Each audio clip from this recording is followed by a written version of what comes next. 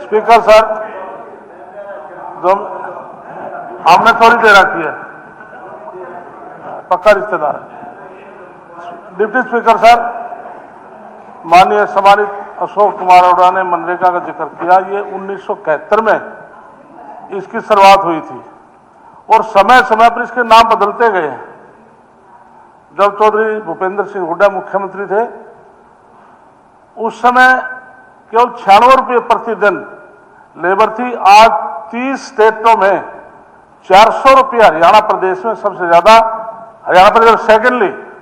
जैसे गारंटी की बात कही है, यदि 125 दिन की गारंटी की बात है, कोई मजदूर कोई अप्लाई करता वर्क के लिए, 15 दिन उसको वर्क नहीं मिला तो ऑटोमेटिक 100 रुपये उसके खाते में जाएंगे, और यदि 15 दिन से ज्यादा हो जाते हैं तो 200 रुपये के खाते में ऑटोमेटिक चले जाएंगे। गारंटी सरकार ने दी है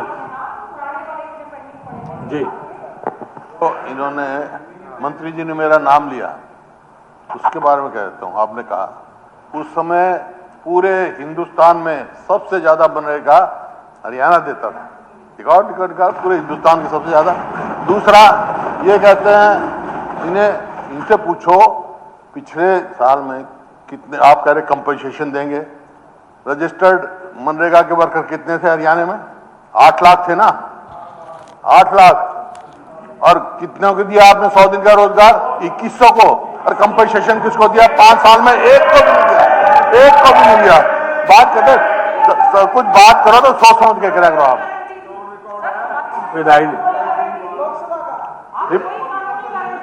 deputy speaker sir,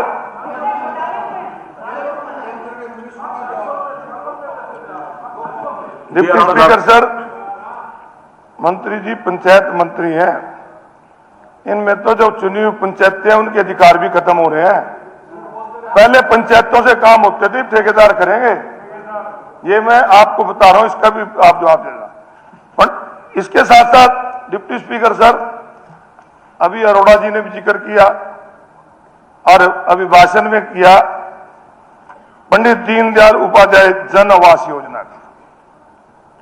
deputy speaker sir, Pandit Deendayal Sharma ji को नमन करते, उपाध्याय जी को नमन करते हैं हम, कि जिन्होंने एक नारा दिया था अंत्योदय का, कि अंत तक के आदमी को भी लाभ मिले। परंतु डिप्टी स्पीकर सर, जो ये पंडित दीनदयाल आवास योजना लेके आए, जिसमें कहा कि 1100 एकड़ भूमि के लिए 127 लाइसेंस जारी किए गए, इसके माध्यम से निम्न आय वर्गों के परिवारों को 16,797 सस्ते प्लाट दिए जाएंगे। इसके अलावा ऑप्टेबल हाउसिंग स्कीम के तहत 11,525 आवासीय इकाइयों को मंजूरी मिलेगी।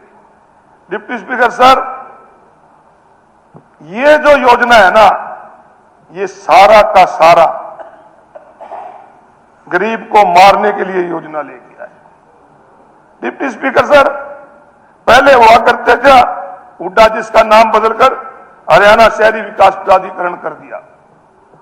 उसमें जो सेक्टर कटते थे, उसमें जो हाउसिंग बोर्ड की कॉलोनियां बनती थी, जिसके अंदर डिप्टी स्पीकर सर गरीब को आरक्षण मिलता था, SC BC को, इकोनॉमिकल वीकर सेक्शन वाले को मिलता था, इसमें सारा खत्म कर दिया।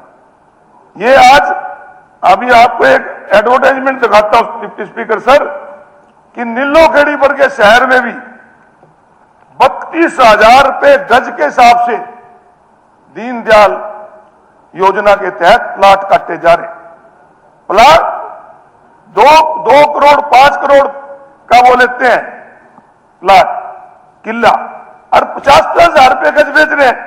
और इसके अंदर मुझे, आज मुख्यमंत्री जी नहीं है, मंत्री जी बैठे हैं, मैं मुख्यमंत्री जी से जरूर कहूंगा कि जो 127 लाइसेंस जारी किए हैं, इनके नाम बता दो, किस किस के नाम है, किस किस के बेटे के नाम है। आधे से ज्यादातर MLA के बेटा के नाम पाओगे इसमें, जिनको तुमने दिया हुआ है। ये तो नाम तो तुम दोगे, मैं थोड़ी बताऊंगा। जब मेरे अरे तुम नाम दो ना, नहीं ऐसे क्यों? लाइसेंस तुम्हारे पास है नहीं, आपने ऐसे कैसे कह दिया? हमारे तो मेरे पास पहले तुम जारी करो या लिस्ट तो आप इसकी। नाम बता दो। मैं बता दूंगा। ऐसा नहीं, ऐसा नहीं, ऐसा नहीं होता। सुनो, कमाल कर रहे हैं। बोलिए राणा साहब, आप शुरू कीजिए।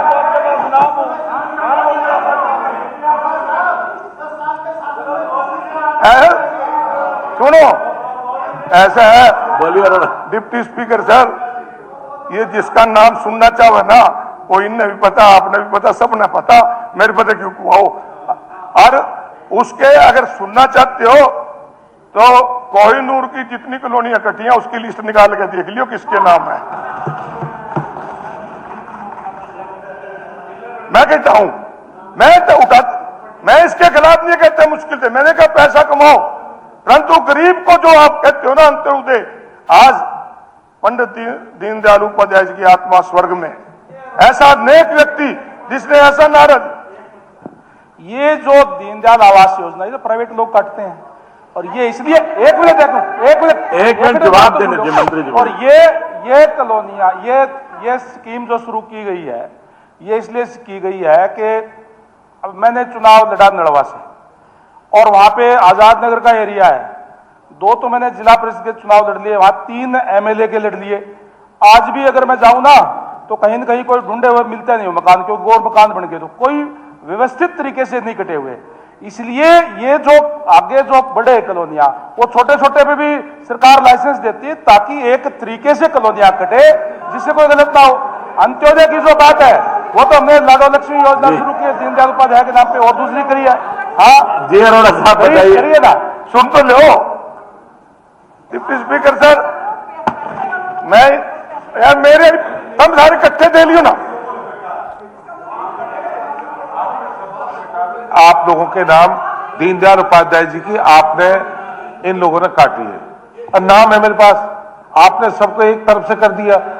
आपने किसी को नाम बताओ ना, कौन लोगों नाम बताओ ना उनके, कौन सा नाम है, किस करवाने तो साहब ये दीनदयाल थोड़ी आपने का तो जिक्र सबको कर एक तरफ दिया। कर दिया जो हमने 853 कॉलोनियां जो ऑथराइज करी है, जो वीकर सेक्शन।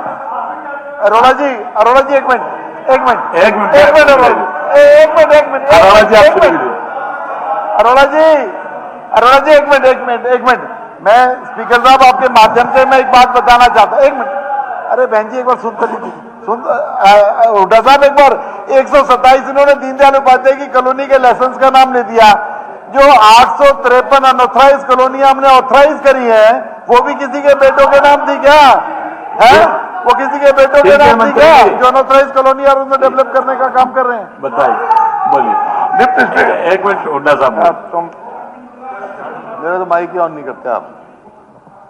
अध्यक्ष जी, अरोड़ा साहब अपनी बात कह रहे हैं, पहले 1 घंटे तक ये बोलते रहे, बहुत सारे जो बातें थी वो बिना आधार के थी, हम सुनते रहे क्योंकि इनका अधिकार है बोलने का।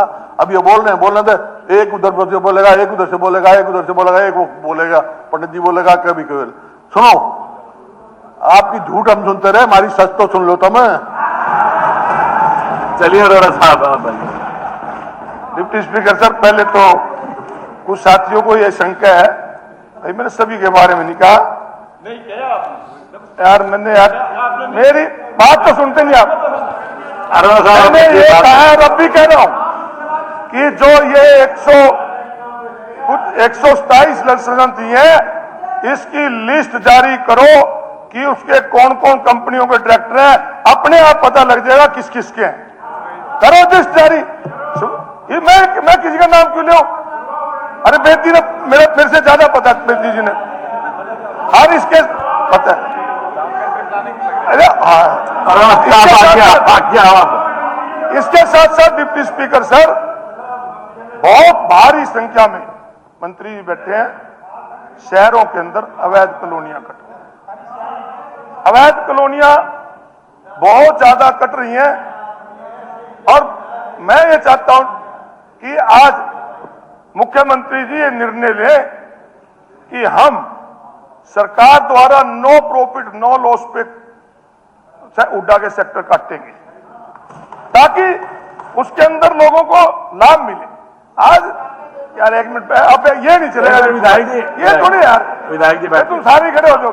अरोड़ा साहब आप चालू करें। मैं ये कह रहा हूं डिप्टी, मैंने किसी का नाम नहीं, मैं सुझाव अच्छा दे रहा हूं कि गरीब आदमी को लाभ मिले, किसी का ड्रा निकले, किसी को SC/BC का लाभ मिले, किसी को इकोनॉमिक वीकर सेक्शन का लाभ मिले। कल मुख्यमंत्री जी परसों ले आए थे कि हमने हाउसिंग बोर्ड बंद कर दिया, शहरों को दिएंगे। गांव के अंदर भी तो हाउसिंग बोर्ड फ्लैट बनाता था, फ्लैट बना के गरीब आदमियों को देता था। हमारे मंत्री जी कृष्ण कुमार जी आज भी फ्लैट हाउसिंग बोर्ड के फ्लैट में रह रहे हैं। मैं ये चाहता हूं कि गरीब को फायदा मिले। जो गरीब के लिए आप पंडित दीनदयाल उपाध्याय योजना ले लो, हर अंतिम लाइन के व्यक्ति को फायदा मिले, वो तभी मिल सकता है। या तो आप इस पे कैप लगाओ कि आप इससे ऊपर प्लाट नहीं दोगे, 10,000 गज से ऊपर प्लाट नहीं बेचोगे, कैप लगाओ इस पे ताकि गरीब को फायदा मिले। परंतु अगर कैप नहीं लगाते तो इसको बंद करके सरकार काटे, ये मैं कहना चाहता हूं।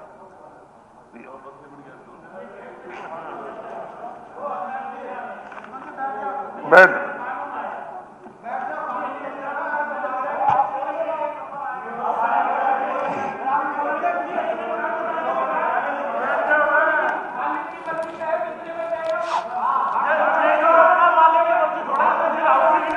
अरोड़ा साहब आपके जी बोलिए। ये मालिक की मर्जी कह रहे हैं, बैठ जाओ आप बोलिए अरोड़ा राव साहब। साहब, मैं तो डिप्टी स्पीकर को बैठाओ जी इनको। एक बार लक्ष्मण जी एक बार बैठिए, बोलिए अरोड़ा साहब। ये मालिक की मर्जी नहीं है। मालिक की मर्जी, अगर आप किसान की बात करते हो ना, किसान से अगर 5 एकड़ 5 करोड़ के लिए है तो फिर उसी के हिसाब से रजिस्ट्रियां भी होनी चाहिए, उसी के हिसाब से फिर इनके रेट भी तय होने चाहिए। ये बहुत बड़ा डाका है, एक पड़ रहा है, इसको रोका जाए। डिप्टी स्पीकर साहब, इसके साथ परिवार पहचान पत्र उसका जिक्र आया। पिछले दिनों बहुत बुजुर्गों की पेंशन काटी गई। हमारे मंत्री जी का बयान आया कि हम वेरीफाई कर रहे हैं और वेरीफाई करके जिनकी ठीक पाई जाएगी उनको विद एरियर देंगे। मुख्यमंत्री जी का बयान आया कि हमने काटी नहीं, और फिर 3-3 महीने की डाल भी दी। मेरा कहना है कि ये वृद्ध सम्मान पेंशन, मंत्री जी अगर वेरिफिकेशन करनी थी तो पहले कर लेते। परिवार पहचान पत्र बनाने से पहले परिवार पहचान पत्र की वेरिफिकेशन होना चाहिए। तो एक्ट में है जो मनोहर लाल जी ने बनाया था, परंतु इन्होंने वोट, चुनाव से पहले वोट लेने के लिए 76% लोग बीपीएल में ले आए।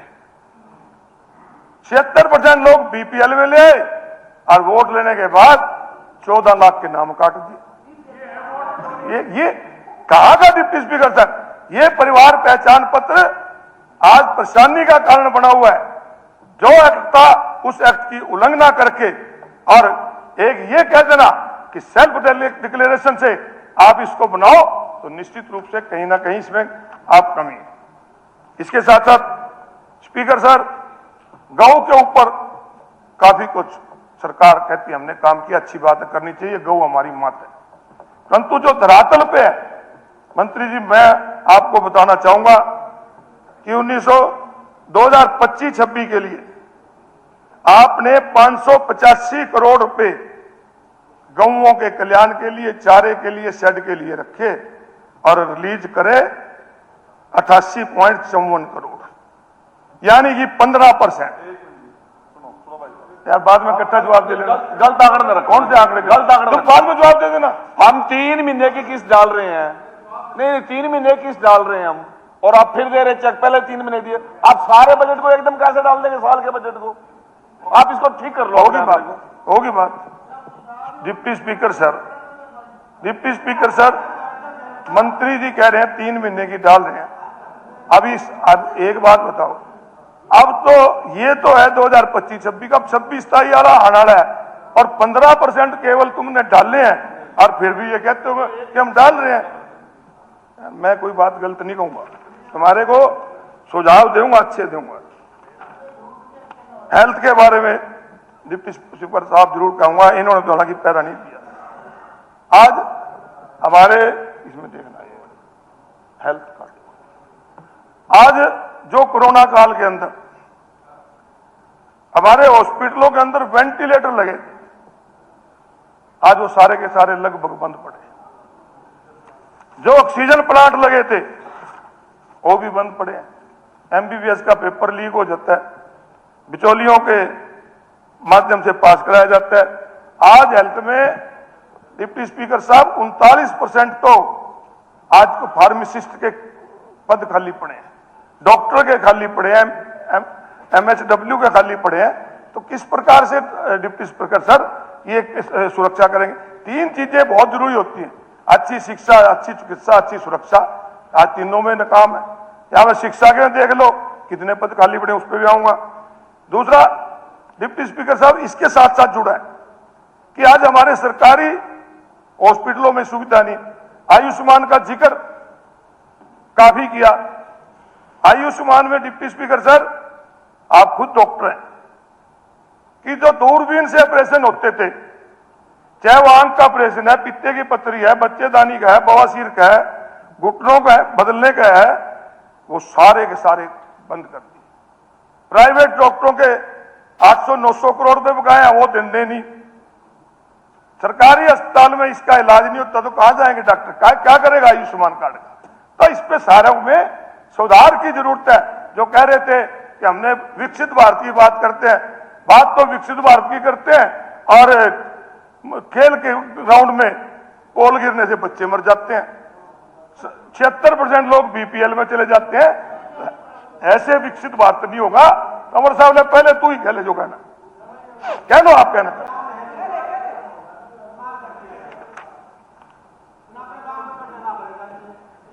एक शंका डिप्टी स्पीकर साहब और है प्रदेश और किसानों के बीच, जो ये अमेरिका के साथ समझौता हुआ है, इसको भी जरूर क्लियर करना चाहिए। हमारे प्रदेश का किसान, खासतौर से कपास का किसान, हमारे कपड़ा उद्योग के जो इंडस्ट्रिस्ट हैं, वो भारी चिंतित हैं कि इससे उनको वही कपड़ा। इसके साथ साथ डिप्टी स्पीकर साहब एक बात और जरूर कहना चाहूंगा, और मैं चाहूंगा जो मेरे साथी विधायक मन से चाहते हैं तो इसके ऊपर आए। डिप्टी स्पीकर सर, आज युवाओं का रोजगार का बहुत बड़ा मुद्दा, युवा बहुत बेरोजगार है और यही कारण है कि रोजगार ना मिलने की वजह से अपराध बढ़ रहा है। आज हरियाणा अपराध में नंबर 1 पे चला गया। आज STF की रिपोर्ट है कि 50 जो गैंग है जो विदेशों में बैठ के यहां पे फिरौतियां मांग रहे हैं। किस प्रकार की फिरौती मांगी जा रही है? इंडस्ट्रीज से तो मांगते हैं, MLO के रोज फोन आते हैं, उनको भी धमकाने का काम करते हैं। ये सबसे पंडित जी बैठे हैं और भी MLA के ये इस प्रकार ये कारण सबसे बड़ा उसके अंदर। डिप्टी स्पीकर सर, मैं मान के चलता हूं कि बेरोजगारी, HKRM का जिक्र किया, पिछली बार कहा कि हमने रोजगार गारंटी दे दी।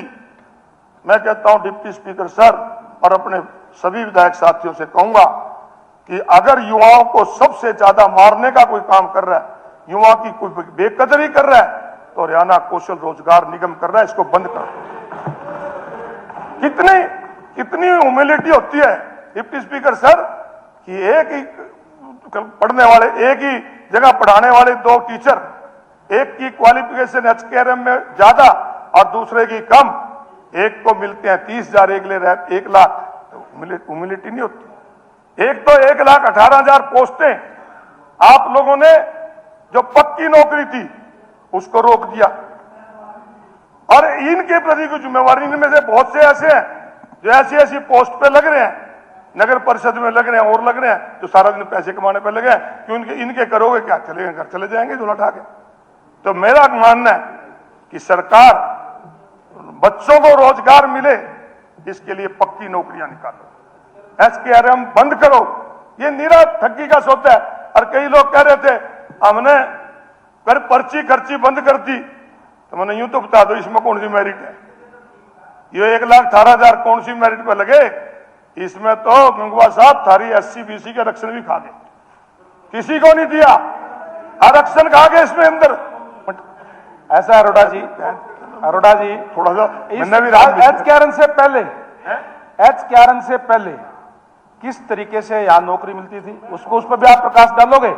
किस तरीके से युवाओं के साथ जो डिसी रेट होता था, मान लो 12,000 होता था, 13,000 होता था, 8-8, 7-7 दिए जाते थे, बीच में 5,000 बिचौले खाया करते थे, वो भी आप बताने का काम करें किस तरीके से उस टाइम होता था और अपने को नौकरी दी जाती थी। कौन सा आरक्षण दिया जाता था उस टाइम, कौन सा आरक्षण दिया जाता था? आज तो एच कैरन में नहीं, आपने कहा आज तो एच कैरन में आरक्षण की व्यवस्था की है और एससी बीसी का जितना आरक्षण मिलता है उससे ज्यादा एससी बीसी का इसमें मिलती है। अरोड़ा साहब, सवन जी बैठिए। मैंने कहा पहले सारा बोल लूं तो।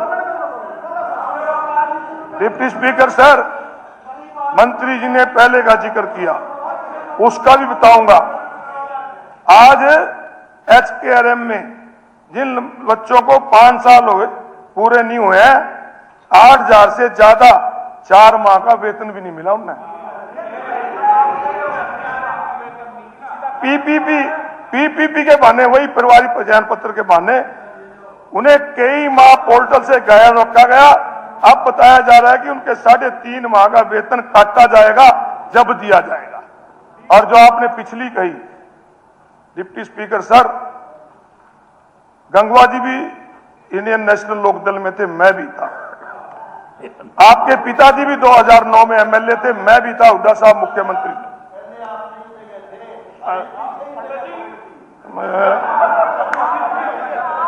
मैं पहले भी सही था पंडित जी, मैं पहले भी सही था, आज भी सही हूं, परंतु आपसे भी प्रार्थना है कि आप बुजुर्ग हो, जो बोले करो ठीक बोले करो ताकि भाईचारा बना रहे।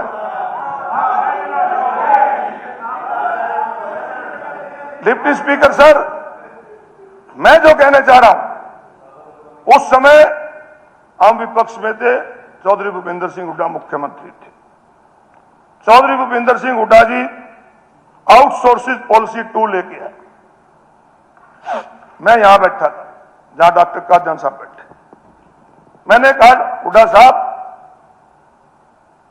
आप पक्की नौकरी दो, क्यों खिलवाड़ कर रहे हो बच्चों के साथ?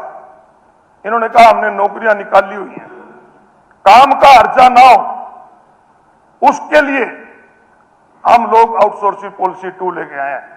तो मैंने कहा फिर अगर आप आउटसोर्सिंग पॉलिसी 2 लेके आए हो, इसके अंदर भी एससी बीसी की रिजर्वेशन का प्रावधान करो जो इन्होंने किया था। विपक्ष में होते हुए हमारी बात इन्होंने मानी थी, ये पवार साहब बैठे हैं तो पूछ लो, ना कराओ तो। उस समय भी रिजर्वेशन थी और आज आप सरकार दे रही है, जो ठेके में नौकरी लगती थी उसमें रिजर्वेशन, और जो सरकार दे रहा उसमें रिजर्वेशन नहीं। ये मना, परंतु एक बारी बैम कार्ड देन का यदि मंजूर कर लो, जो एचपीएससी वाले रोले में कर रहे थे, एक बारी ले लो, एक्सेप्ट कर लो आप, फिर इनका राज बता देंगे। एक बार हाथ जोड़ का निवेदन है, बैठिए इनका आराम न हो जाएगा, सारा बैम लेकर देगा। कल का प्रदर्शन भी नहीं करने के, परसों करने के, एक बार ले लो, एक्सेप्ट कर लो आप एक बार। प्लीज नौकरी वाला बैम काट देंगे। अरे इलाकावाद छोड़ो, जातिवाद छोड़ो, गोत्रवाद पे नौकरियां मिलती थी, गोत्रवाद पे, और आप लोग चाहते थे गोत्रवाद पे नौकरियां दे देने के अंदर जिम्मेवारी किस प्रकार का शोषण था। कोई गरीब आदमी तो पोस्टर भरता नहीं था, के मारे पर तो बीजेपी अध्यक्ष महोदय, पहले दिन लिस्ट आती थी, अगले रिजल्ट आता था। एक रिश्ता एक बार एक्सेप्ट कर लो ना, इनके बता दें इनका रिश्ता कैसे लगे। अध्यक्ष महोदय, एक मिनट धन्यवाद, एक मिनट प्लीज। अरे विधायक जी हुड्डा आप खड़े हो गए, प्लीज बैठो आप। ये तो देखो आप नहीं, अध्यक्ष महोदय, मैंने एक दिन पहले भी कहा था, एक मिनट शांत हो भाई 2 आदमी हैं ये, इनका हाउस में बोलना बंद करो। जब तो आप चल जाए, एक बेदी और एक महिपाल जी, वो बोल बिना बात के बोलते रहते हैं, बगैर बात के, हर बात का जवाब इन्हें देना, हर बात का। और भी तो मंत्री बैठे हैं। दूसरी बात में कर अध्यक्ष महोदय फिर करो।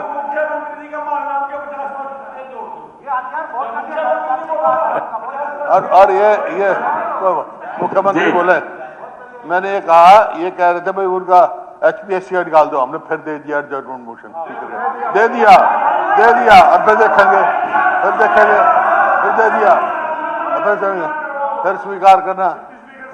अरोड़ा साहब कीजिए। डिप्टी स्पीकर सर, मंत्री जी मेरे मित्र हैं, भाई हैं, परंतु जिस प्रकार उन्होंने कहा गोतबाजी नहीं कहना चाहिए और ना चेयर को डायरेक्ट करना चाहिए कि आप ये मान लो। मैंने नहीं कहा बोला, मैंने कोई गोत की बात नहीं करी, जाति की बात, मैंने आरक्षण की बात। मैं जब पक्ष में ले आकर दूंगा आपकी गति। न्याय मैंने बोली। Deputy speaker sir, deputy speaker sir, अभी बीच में मेरा बहुत रह रहा जी भी। डिप्टी स्पीकर सर, एक बार ना ये कहा जाता है प्रति व्यक्ति आय और सम्मान विकास की बात भी होती है। मैं थोड़ा सा आंकड़ा देना चाहता हूं एक पॉइंट के भी है कि प्रति व्यक्ति आय में आपके गुड़गांवा और नू में 39.99% का फर्क है। गुड़गांव की कितनी और नू की कितनी है ये आप जांच लेना। इसके साथ साथ पंचायत मंत्री जी बैठे हैं, अभी डी प्लान के जरिए विकास की बात कही गई, होना भी चाहिए, डी प्लान ग्रामीण विकास हो, अच्छी बात है, परंतु मैं आपको बताता हूं कि 15 जनवरी 2026 तक जो आपका बजट था उसमें से केवल 34% लगा है, 65% आज तक लगा नहीं है उसमें। तो डिप्टी स्पीकर सर, अब थोड़ा मैं किसान के बारे में भी कहना चाहूंगा। पिछले प्लान में भी, पिछले सेशन में भी और